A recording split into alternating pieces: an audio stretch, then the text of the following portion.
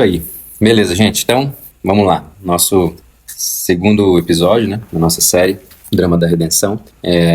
Hoje a gente vai entrar no primeiro ato da narrativa, né, na narrativa bíblica, que é o ato da criação. Então, o título desse episódio 2, ele é Criação, Deus estabelece o seu reino. É importante a gente pensar nos atos da narrativa bíblica, porque eles são tratados até mesmo como doutrinas também. Então, a gente pode trabalhar, por exemplo, tratar esse ato da narrativa bíblica como uma doutrina da criação. Então, tudo isso que a gente vai tratar daqui para frente são questões bem fundamentais mesmo e importantes assim, para a gente compreender a nossa fé e também usar isso para ter isso como uma espécie de filtro para a gente enxergar a realidade a partir dessa perspectiva. Né? A ideia é essa, passar a enxergar a vida à luz da história que o Senhor está conduzindo, a história que Ele conta. Né? Deixar de usar outros filtros, né? Outras lentes que nos agradam muitas vezes, né? para que a gente possa passar a usar a história de Deus como filtro, né? Como lente, como parâmetro para a gente entender todas as coisas. Né? Então, hoje vamos dizer que é um ponto assim, bem importante para a gente trabalhar, que é a doutrina da criação.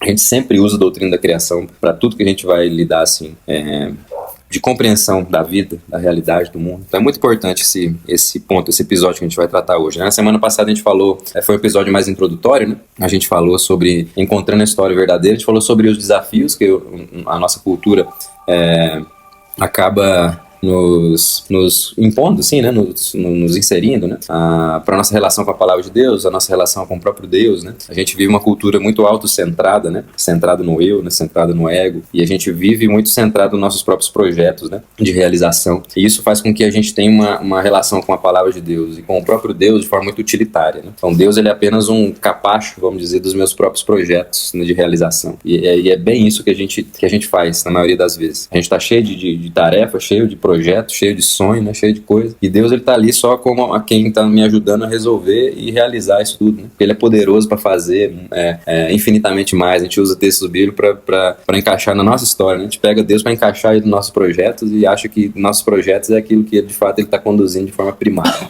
Mas não é bem assim, né? A gente precisa morrer para nós, morrer para essa pretensão de autorrealização, para que a gente possa viver de fato a realidade que Deus está conduzindo, a história que Ele está conduzindo. E aí as nossas pequenas histórias, elas vão ganhando sentido, significado e propósito, né? A gente viu isso, né, na semana passada, mas está gravado também, né? Se quiser depois ouvir, quem veio só hoje, né, os irmãos aí que não vieram semana passada, está gravado lá, se quiser ouvir depois para vocês contextualizar melhor, está disponível. Então hoje, vamos lá, doutrina da criação. Gênesis 1:1. Quem lembra o que está escrito aí em Gênesis 1:1? No princípio criou Deus. No princípio criou Deus os céus e a terra, né? O versículo 2 vai falar ali sobre a terra sem forma e vazia, né? Havia trevas sobre a face do abismo, o Espírito de Deus se movia sobre as águas. Mas o ponto central aqui é o Gênesis 1:1 mesmo, né? No princípio criou Deus céus e terra, céu e a terra.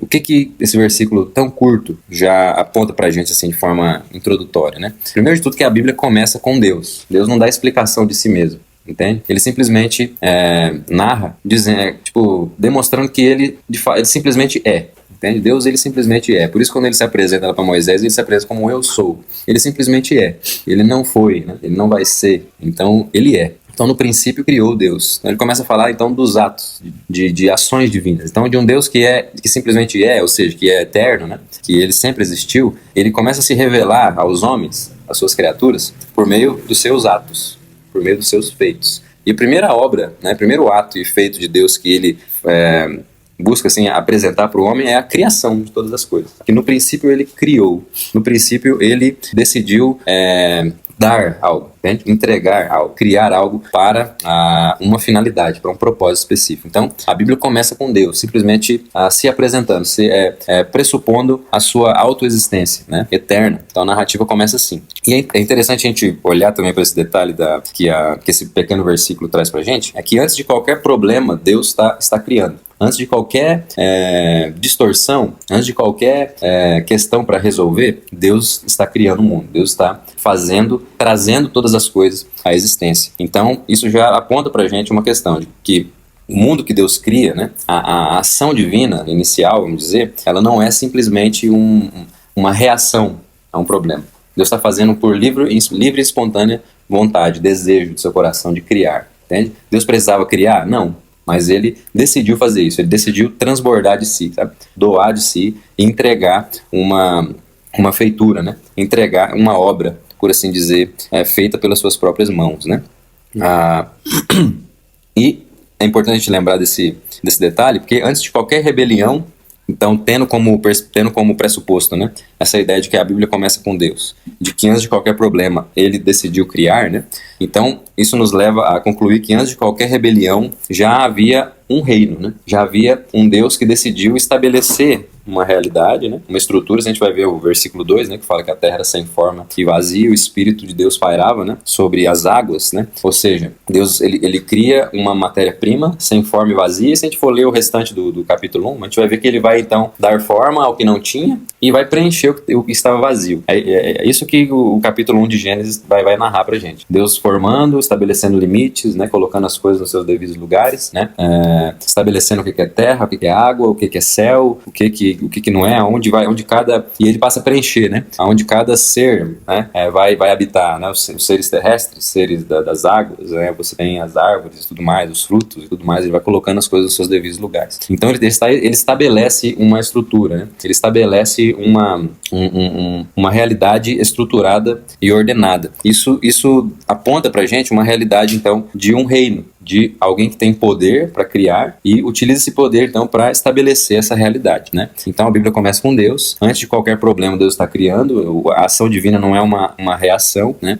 E antes de qualquer rebelião já havia um reino, né? Então a realidade não começa conosco, né, com o homem, mas começa com Deus. A gente precisa sempre lembrar disso quando a gente olha para a estrutura da realidade, para a nossa vida, né, para nossas relações, para aquilo que a gente produz, para tudo aquilo que a gente faz. A gente sempre precisa lembrar que nada disso surge com a gente. Tudo que existe, né, tudo aquilo que a gente se envolve na nossa vida só é possível porque a realidade se iniciou com a ação divina de estabelecer todas as coisas e permitir, por assim dizer, que o homem se colocasse nesse lugar, né? A gente vai ver um pouquinho mais pra frente sobre a criação do homem e o seu papel também, mas esse é um ponto muito importante, de entender que a realidade não começa conosco, ela começa com Deus. Então existe um pressuposto de que Deus ele tem autoridade sobre céus e terra, Deus ele tem autoridade sobre a criação, sobre tudo, né? Então a gente entender a vida na perspectiva divina não é uma opção, é o fundamento para que a gente possa compreender de fato o que a realidade é e para qual finalidade ela foi criada, entende? Então, esse ponto aqui é importante para a gente iniciar assim como uma introdução. E já pulando para o primeiro ponto de hoje, para a gente entender então, né, que entendendo aquela frase ali de que antes de uma rebelião já havia um reino, o que a gente está querendo dizer com isso? A gente quer dizer que criar é reinar. Essa ação divina de trazer a existência à realidade é uma ação de um rei soberano. É uma ação de um Deus que está se revelando como uma autoridade, né? Como alguém que tem domínio, como alguém que tem poder e exerce esse poder sobre todas as coisas, né? Então, criar é reinar. Esse primeiro ponto aqui que a gente vai ver do nosso episódio de hoje. E o primeiro ponto, que eu falei agora há pouco, criar é estabelecer domínio. Quando Deus revela, né? Ele traz ali a revelação para Moisés, para que ele apresente para o povo, ele está querendo se apresentar como esse que domina a realidade, né? Ele está querendo se apresentar como esse Deus que trouxe a realidade à existência, mas não simplesmente trouxe, ele exerce domínio sobre ela. E ele demonstra isso apresentando o seu ato criador, o seu ato de criar, de trazer todas as coisas à existência, né? E a gente vê também que ele cria, então ele está estabelecendo o seu domínio, e ele também ordena, né? Como a gente viu lá como eu também falei anteriormente, ali sobre dar forma ao que não tinha e preencher o que estava vazio. Esse movimento de Deus é um movimento de ordenar a criação. Quando ele ordena, quando ele coloca as coisas nos seus devidos lugares, para cada coisa para sua devida finalidade, né, e propósito, ele está exercendo o seu governo, né, sobre a criação, né, que ele domina. Então ele domina, e ao ordenar e colocar as coisas nos seus devidos lugares e direcioná-las para o seu propósito, ele está exercendo o seu governo, entende? Ele está governando. E quando o povo recebeu essa narrativa, né, essa revelação ali do texto bíblico, isso ficou claro, aquilo era muito claro para o povo, né? A linguagem utilizada ali era uma linguagem muito próxima daquilo que era utilizada por reis, né? Você vê Deus dar nome às coisas, né? Se você for ver dentro da narrativa bíblica, por exemplo, quando um reino maior ele tomava outro, era muito comum as pessoas mudar o nome das pessoas, né? Por a história mais conhecida de Daniel, né? Por exemplo, a Babilônia leva, né, cativo o povo e chega lá, tem esses jovens ali que têm potencial, né, de poder se desenvolver ali como como figuras assim de sabedoria no meio daquele povo. E a primeira coisa que eles fazem com eles é o quê? Mudar o nome. Mudar o nome daqueles meninos para quê? Para demonstrar domínio, entende? Para demonstrar que eles agora é que têm autoridade sobre a vida deles, entende? E aí é interessante porque eles tiram os nomes que têm referências ao Deus da revelação e colocam nomes que têm referências aos deuses babilônicos, né?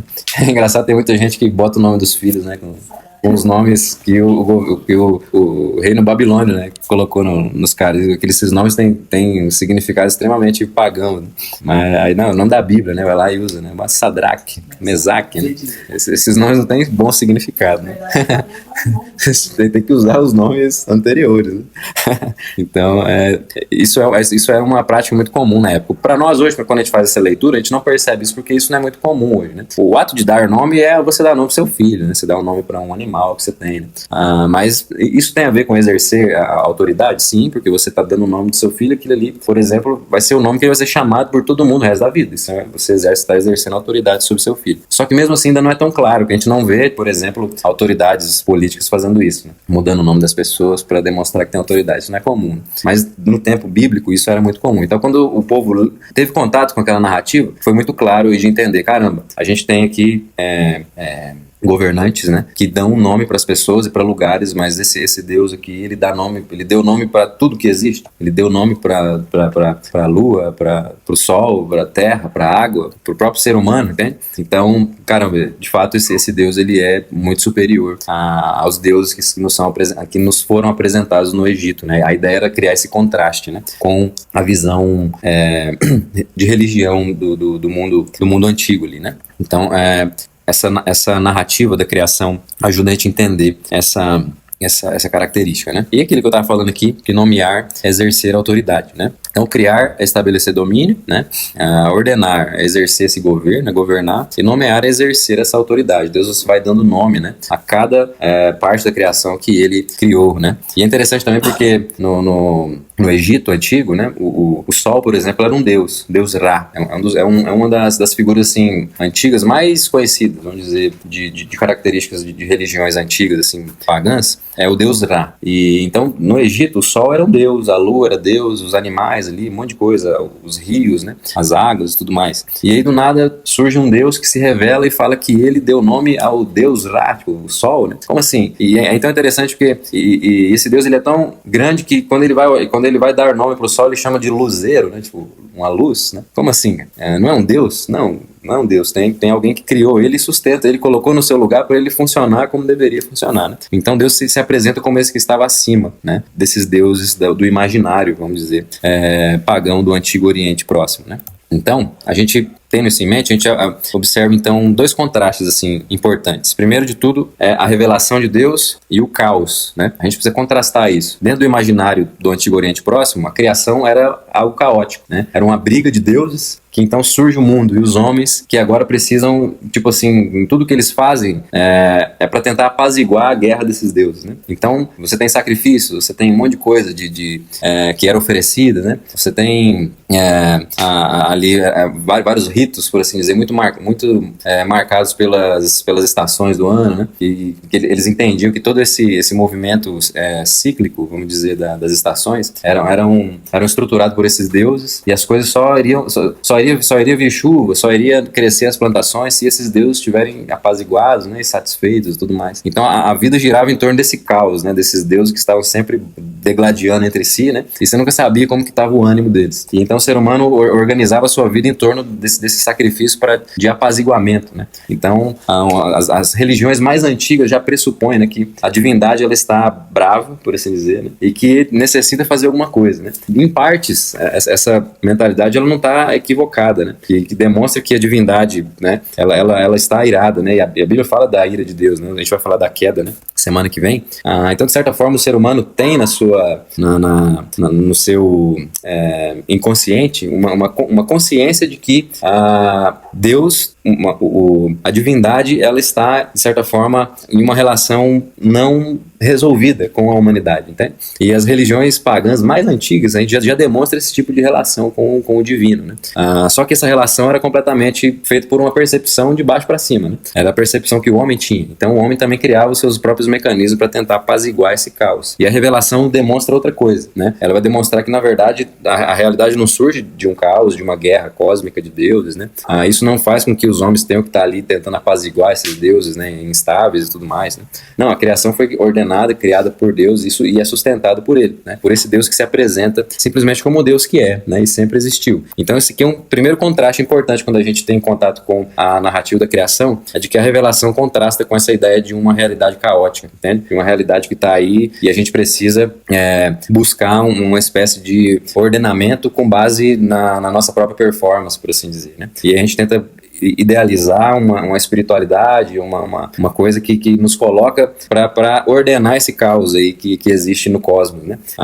Isso tem nada a ver com a revelação bíblica que demonstra que Deus cria todas as coisas e Ele sustenta todas as coisas, né? E Ele as criou boas, né? No início, no princípio de tudo. E um outro contraste importante a gente pensar, que é uma visão mais próxima, assim, da nossa cultura, que é a ideia do acaso, né? Da aleatoriedade, né?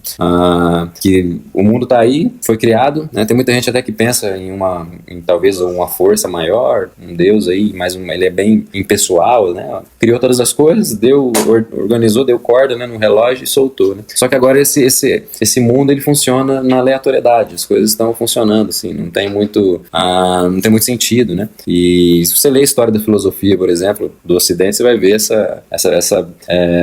vamos dizer, essa batalha do homem com a questão da ideia do sentido, né? Essas coisas têm sentido e tudo mais, né? E aí você entra na ideia do cinismo também, de você negar uma ideia de sentido, né? De finalidade para as coisas, né? Aí até que você chega num filósofo tipo Nietzsche, né? Que ele vai negando essas estruturas de sentido, né? Para abraçar uma ideia do absurdo, assim mesmo. Na realidade, a vida é isso aí, não tem muito o que fazer, entendeu? E aí a gente abraça uma perspectiva de vida que é muito parecida com o que a gente tem na nossa cultura hoje, né? Que cara, vive o que você tem que viver, se lança mesmo nos seus prazeres, nos seus projetos, nos seus desejos, e é isso daí que você tem, né? Você tem que buscar ser feliz mesmo, o máximo que você puder ser, né? Você tem que buscar construir o máximo que você puder construir, né? Porque no fim das contas é isso, é ser feliz, no fim das contas é se sentir bem e tal, né? Isso tem muito a ver com uma visão de aleatoriedade da realidade, né? De acaso, né? As coisas estão aí rolando, mas, cara, não tem nada que dê finalidade, propósito para as coisas, sentido para a realidade, né? Então isso também se contrasta com a visão da revelação bíblica, né? Que nos coloca numa ideia de finalidade das coisas, né? O mundo tem sentido, de fato, né? A realidade, ela tem significado, tem propósito, não é um amontoado caótico e aleatório, né? Então esse texto aqui, por exemplo, de Salmo 19, versículo 1, ele vai dizer: os céus proclamam a glória de Deus e o firmamento anuncia a obra das suas mãos. Então a realidade, ela reflete algo desse compromisso que Deus tem com a sua própria criação, entende? Desse Deus que cria e que reina sobre ela, né? Então esses céus, eles proclamam a glória de Deus e o firmamento anuncia as obras das suas mãos. Então esse mundo é o mundo que nós habitamos. Então o mundo não é neutro, é a criação de um rei. O mundo que a gente habita não é algo neutro, a gente precisa lembrar disso. Existe pessoalidade, existe uma pessoa, de fato, com intencionalidade, que ordenou tudo e direcionou tudo para a comunicação de um sentido, né? E para o direcionamento, né, a um propósito, a uma finalidade específica, né? Então esse é o primeiro ponto que a gente viu: criar é reinar, né? E o segundo ponto é que o mundo que Deus cria é um mundo bom, ordenado e cheio de sentido. Deus não cria qualquer coisa, né? Esse Criador que é rei, que reina sobre a criação, ele não cria qualquer coisa. Ele cria um mundo bom, ordenado e cheio de sentido. Então, quando a gente para observar a criação ela nos apresenta algumas características. Primeiro de tudo, ordem, como a gente viu, né? Deus não cria as coisas de forma e deixa o negócio bagunçado, né? Tem ordem, as coisas estão nos seus devidos lugares, né? Deus cria uma estrutura, a gente chama isso na teologia de ordem criacional. Existe uma ordem pré-estabelecida, né? A gente precisa entender isso, né? Para a gente entender o sentido da realidade, a gente precisa entender como Deus a ordenou antes de qualquer coisa. E a criação apresenta a ordem, né? Senão seria impossível qualquer tipo de previsibilidade de alguma coisa. entende? Se não tivesse ordem, a gente não podia prever nada, a gente não poderia criar, co-criar, né? Nada. Você não poderia prever, por exemplo, que a eletricidade corre num fio específico de um metal específico, entendeu? Isso por quê? Então, existe uma ordem, uma estrutura que você faz e você sabe que aquilo vai acontecer. E se algum determinado lugar, aquele fio, ele termina e entra um outro material ali que não conduz, né? Ele não vai dar certo, né? Isso é previsível. Por quê? Porque tem ordem na criação, né? A gente consegue observar essa estrutura funcionando porque Deus criou dessa forma, né? E outra coisa é limites, né? Existem limites pré-estabelecidos, né? Terra é terra, água é água, né? Aquilo foi criado para água, por exemplo, um peixe, o que é um peixe livre? Que de fato desfruta do seu propósito, né? Usando a linguagem coach, né? O que é? É o peixe que está na água, né? Na água certa também, né? Porque tem o peixe da água doce, tem o peixe da água salgada. Então o que é o peixe livre? O peixe que se submete à estrutura, aos limites, né, da ordem no qual ele foi criado. Então, e ele é um peixe livre. Se ele tenta sair da água, o que vai acontecer? Vai morrer, né? Porque a sua estrutura, a sua ordem criacional, os limites da estrutura no qual Deus o fez, não foi para ele viver fora da água, entendeu? Então, ele é livre quando ele se submete à estrutura criada, né? Então, a gente não vê um peixe tentando viver o extraordinário saindo da água e andando na terra. Não existe isso. O único ser que fica se arriscando nesse tipo de coisa é o ser humano, entendeu? De sair da sua finalidade, né? De romper com limites pré-estabelecidos por Deus, de ignorar a ordem criacional e tudo mais, para viver, né, os seus ideais de realização e tudo mais. Só que quando a gente olha para a criação, a gente enxerga a ordem, a gente enxerga limites, a gente enxerga um ritmo específico também para as coisas, né? A gente vê que Deus estabeleceu as coisas nos seus devidos lugares, estabelece ritmos de funcionalidade para que as coisas funcionem bem, né? E a gente vê também bondade, né? Deus observa tudo ali, né, que ele cria, ele sempre fala, ele viu, Deus, que isso era bom, né? Então Deus estabelece bondade, né? Ele em si mesmo é o próprio parâmetro para dizer o que é bom. E quando ele criou tudo ordenado, com limites, com um ritmo específico de funcionalidade, ele olhou cada detalhe e viu que isso era bom, né? Então a criação apresenta esse aspecto de bondade. Então, e Deus viu que isso era bom. A gente tem essas referências ali de Gênesis 1 que declaram essa bondade, né, por assim dizer, que Deus observou, né, na sua própria criação, né, em Gênesis 1, 4, 10, 12, 18, 21 e 25, no capítulo 1 ali do livro de Gênesis, né. E quando a gente pensa então bondade, como último desses pontos aqui que a criação nos apresenta, a gente precisa entender então que bondade não é um sentimento humano, né, é correspondência ao propósito de Deus. Então quando Deus viu que era bom, ele viu o que era bom? Aquilo que foi criado com ordem, limites e ritmos, funcionando dentro daquilo que deveria funcionar. Então Deus viu que isso era bom, as coisas bem estabelecidas na sua ordem, nos seus limites, na sua funcionalidade. E quando aquilo que ele criou está caminhando da forma que ele estabelece, então isso é bom. Então o que não seria bom? Não funcionar dentro dessa estrutura pré-estabelecida por Deus, né? Isso então, seguindo esse parâmetro de que Deus viu que era bom, então o que não é bom? Não estar funcionando e encaixado dentro dessa estrutura criacional que Deus organiza, né? Então bondade é correspondência ao propósito divino, né? A finalidade da criação. Então quando ele enxerga essa bondade na criação, é isso que ele está enxergando. A sua criação funcionando e caminhando em direção àquilo que ela foi criada para ser, né? E a gente pula para o nosso terceiro ponto de hoje, né? Que é, então, a parte do ser humano. Então a gente viu o primeiro ponto sobre Deus, o Criador, que é o rei, que estabelece a criação com autoridade, com domínio, né? Ele exerce esse governo, né? A gente viu que essa criação não é uma criação de qualquer jeito, ela é boa, ela é bem estabelecida, ordenada, com seus limites, né? Com a sua funcionalidade específica, né? E que ela é boa quando está funcionando sobre essa estrutura e tudo mais. E a gente também tem um outro ponto que é importante a gente pensar, que é sobre o ser humano, né? O ser humano. Então, Deus ele cria toda uma estrutura, vamos dizer, um palco, né? Deus ele prepara um palco, se a gente for ver a narrativa ali de Gênesis, o ser humano ele vem por último, né? Em tudo aquilo que Deus cria. Então, Deus estabelece um palco para que agora o ser humano fosse colocado, né? Para exercer uma função específica também. Assim como a própria estrutura tem a sua funcionalidade, o ser humano que agora vai habitar essa realidade estruturada, ele também possui uma finalidade, um propósito específico, né? Então, o ser humano na criação, que é esse ponto 3 aqui, né? E aí tem esses versículos aqui de Gênesis 1, do versículo 26 ao 28, que é bem conhecido, né? A gente lê bastante, eu queria reler de novo, né? Que diz assim: E Deus disse, façamos o ser humano a nossa imagem, conforme a nossa semelhança. Tem ele domínio sobre os peixes do mar, sobre as aves do céu, sobre os animais domésticos, sobre toda a terra, sobre todos os animais que rastejam pela terra. Assim Deus criou o ser humano à sua imagem, a imagem de Deus o criou, homem e mulher os criou. E Deus os abençoou e lhes disse: sejam fecundos, multipliquem-se, encham a terra e sujeitem-na. Tenham domínio sobre os peixes do mar, sobre as aves dos céus e sobre todo animal que rasteja pela terra. Então Deus cria a realidade, estrutura e coloca o homem agora para exercer um domínio, uma função específica, né? Então de toda a obra da criação, o ser humano, por assim dizer, ele é o maior, né, da obra criacional, daquilo que Deus cria. Para quê? Porque agora ele vai exercer uma responsabilidade. Deus coloca o homem para exercício de uma responsabilidade específica, para exercício de uma representação das intenções divinas, né, na criação. E aqui, então, o que a gente aprende com isso? Primeiro de tudo, que imagem tem a ver com representação. Quando a gente fala de imagem e semelhança, às vezes a gente pensa muito em algo assim, da essência, né, do ser humano. O ser humano na sua essência. É óbvio que teologicamente a gente pode trabalhar imagem e semelhança de várias facetas, assim, né? Só que a mais básica e fundamental é entender imagem e semelhança como representação. O ser humano é representante dos interesses divinos. E a ideia de imagem é a ideia de que o homem encontra sua identidade em Deus. E a ideia de semelhança é que assim como Deus exerce o seu governo, né, como criador de todas as coisas, sustentador, né, e é um governo bondoso, né, é um governo gracioso, generoso, né, o homem, a semelhança de Deus, ele também exerce a sua função agora como um vice-regente, como um vice-rei. Então ele é o exercício da sua vocação, por assim dizer. Então a imagem tem a ver com essa relação, onde o homem encontra a sua identidade, né, aquilo que ele é a imagem de Deus, né?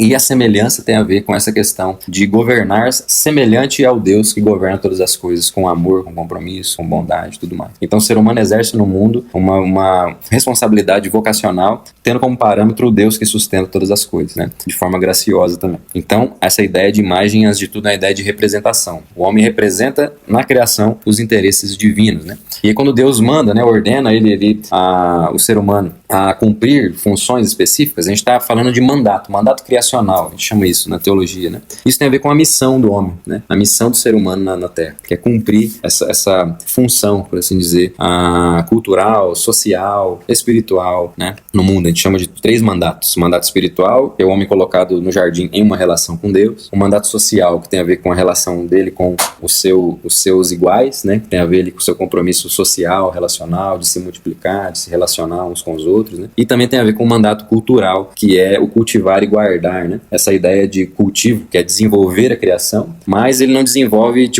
só usando, né, da criação. Ele também precisa guardar. Tem um aspecto também de cuidado, né? Tem um aspecto de preservação também. Então, é para desenvolver, não é para abraçar a árvore, né? Ficar lá chorando, que não pode importar aquela coisa, né?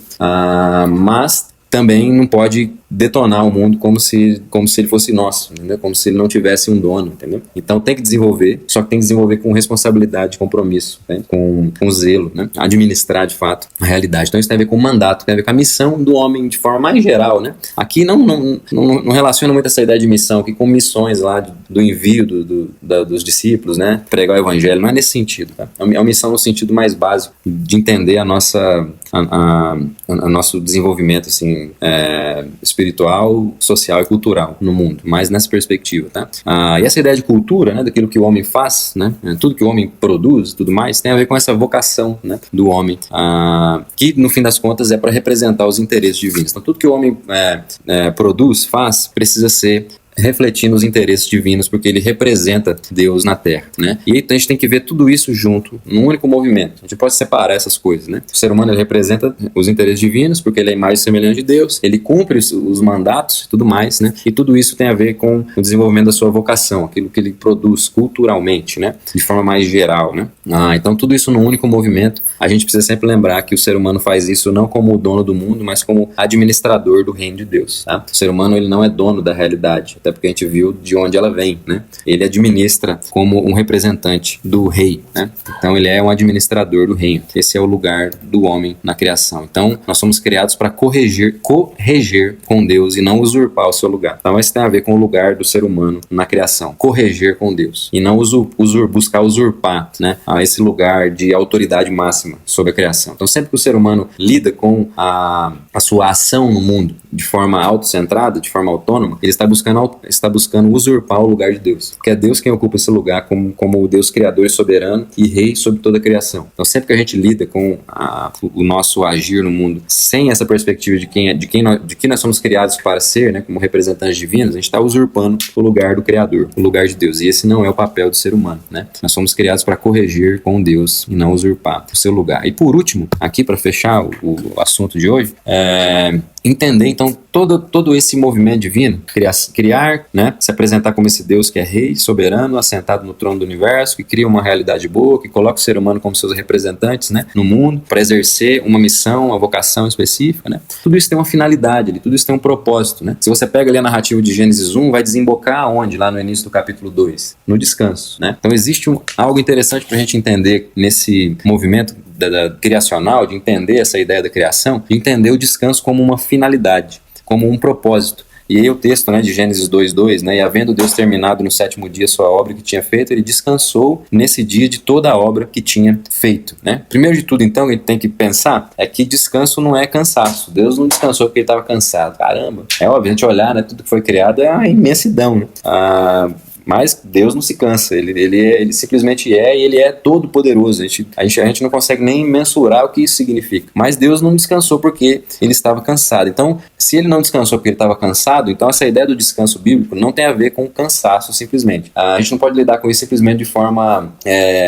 aquilo que a gente falou semana passada, de forma utilitária. Deus colocou o descanso porque é útil para o ser humano, que ele é limitado, ele se cansa, né?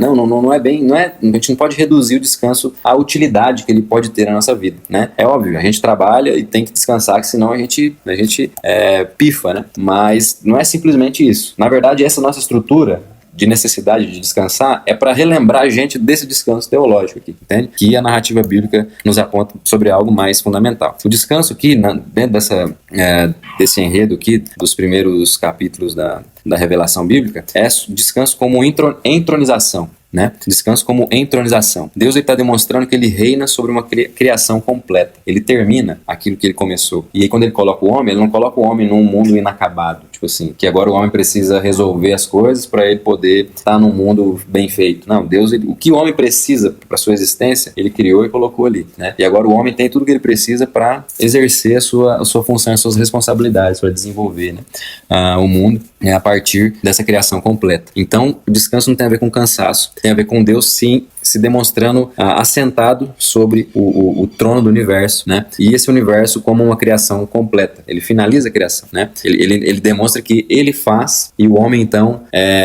agora vai desenvolver a sua vida a partir de uma obra completa divina, né? O homem não precisa completar a obra de Deus. Deus completa a obra, e agora toda a vida do ser humano, como representante de Deus, é a resposta a uma obra feita anteriormente, né? Até isso já parece comunicar muita coisa do evangelho pra gente, né? Da salvação e tudo mais. Deus age, e porque ele age, agora o ser humano pode responder de fato e cumprir de fato aquilo que ele foi feito para ser. Então o mundo ele não existe para produção infinita, mas para comunhão com Deus, no fim das contas. Então quando essa ideia do descanso aponta para uma criação completa, o que Deus está querendo dizer? Que o mais importante não é o homem pensar na sua função de produção e desenvolvimento, né, na terra em si, mas no desfrute da comunhão com esse Deus que termina uma obra e coloca o homem para, antes de tudo, ter comunhão com ele. Antes de qualquer coisa, Deus coloca o homem no jardim para relação com ele. Então o primeiro ponto de tudo é o mandato espiritual, né, relacional que o homem tem para com Deus, porque quando ele olha para a criação está pronta, entende? Ele vai cumprir a sua responsabilidade a partir dessa realidade criada de um Deus que está sentado sobre o trono, descansando, entronizado. Então o mundo não existe para essa produção infinita, para a gente viver lançado nos nossos afazeres e desenvolvimento das nossas ações culturais e tudo mais, mas para comunhão com Deus. A comunhão com Deus, ela é o ato, ela é o ponto assim de finalidade no qual Deus criou todas as coisas. Deus cria tudo, coloca o homem, e no final ele se assenta nessa realidade criada, completa, né? Então, para a gente concluir e amarrar tudo isso aqui, esses pontos de hoje, primeiro de tudo, Deus cria com um propósito, né? Há uma finalidade para o qual ele cria, né,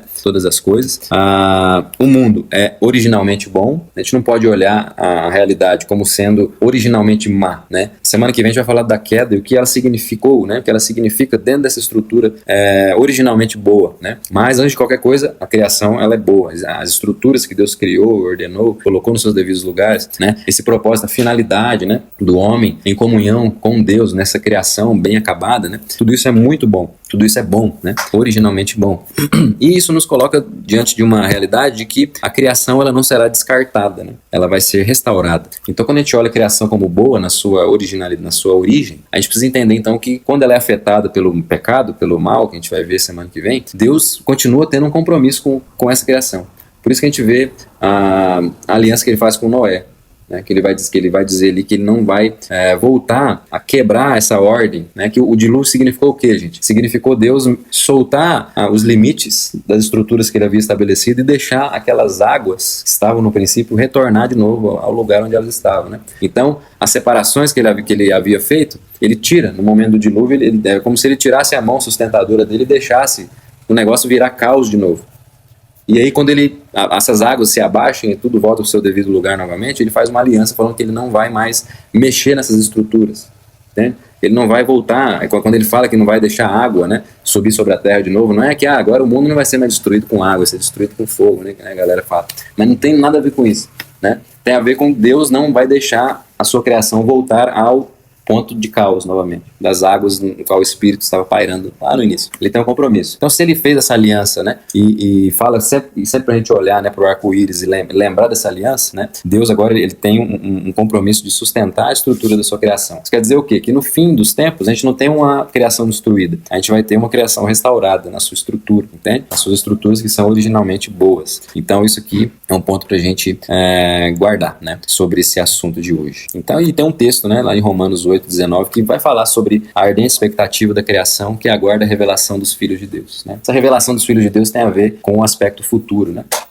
Da consumação, que a gente vai falar também sobre esse ato da consumação dentro da narrativa bíblica. Então, a própria criação anseia por essa conclusão, aonde vai saber de fato quem são os filhos de Deus, de fato, né? De forma plena, né? Essa revelação vai se revelar de forma plena e e não mais de forma parcial, como é que a gente vive hoje, né? De forma ainda marcada, né, pelas marcas das distorções da queda, né? A criação, ela aguarda com expectativa esse momento, para que ela retorne de novo aquilo que ela foi criada para ser, e não vai ter mais maldições, não vai ter mais desordens, né? Fazendo com que a sua funcionalidade esteja desordenada e desajustada, né? Então a história não começa com a queda ou com o pecado, mas com Deus reinando soberanamente sobre o mundo bom. É assim que a história começa, né? Então sempre que a gente começar para analisar as coisas da perspectiva da narrativa bíblica, a gente precisa lembrar disso. A história não começa com o problema, com as distorções, com o pecado, mas com Deus reinando soberanamente sobre o mundo bom. Isso vai até nos fazer olhar para o pecado, para a queda de forma muito específica, né? Como de fato uma rebelião, né? Existe um problema, esse problema é a rebelião contra o Criador que criou tudo bom. Isso muda a perspectiva sobre o problema do mundo, isso muda a perspectiva sobre qual deve ser os nossos esforços, né, para lidar com o problema do mundo, né, como povo de Deus e tudo mais. Então entender a criação nos ajuda depois a entender a queda, nos ajuda depois a entender a redenção nos seus dois momentos, pré-consumação, né, e aguardando esse momento de consumação e tudo mais. E primeiro de tudo entendendo isso aqui, né, que a história começa assim, com Deus reinando soberanamente sobre um mundo bom. E aí é aquela pergunta, né, o que você leva daqui hoje? A gente fechar aí conversando um pouquinho sobre isso. Vamos lá.